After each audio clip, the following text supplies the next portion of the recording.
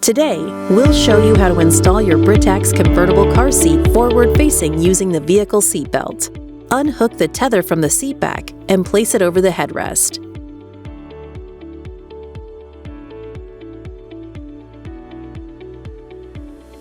Adjust the recline.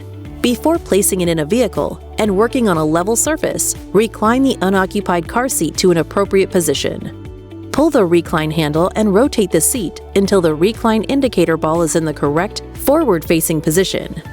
Use the recline indicator to help achieve an acceptable recline angle. For forward-facing installation, the indicator ball must be completely within the dashed green lines. If you have difficulty achieving the proper angle, refer to your user guide. Place the car seat in the vehicle in the forward-facing position. Be sure the base of the car seat is flat on the vehicle seat. Check the recline angle again to ensure it is in the proper position since being placed in the vehicle. Place the tether over the seat back.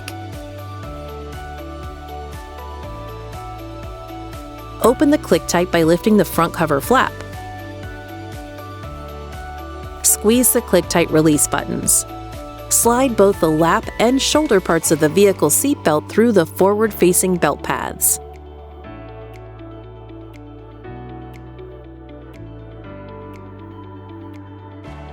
Buckle the seatbelt.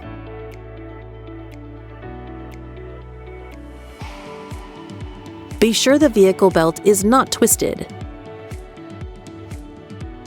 Remove slack from the lap part and then the shoulder part of the vehicle belt.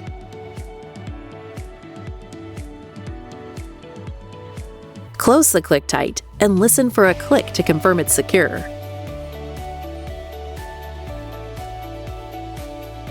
Ensure both gray ClickTight release buttons are visible. Attach the tether hook to the vehicle's tether anchor.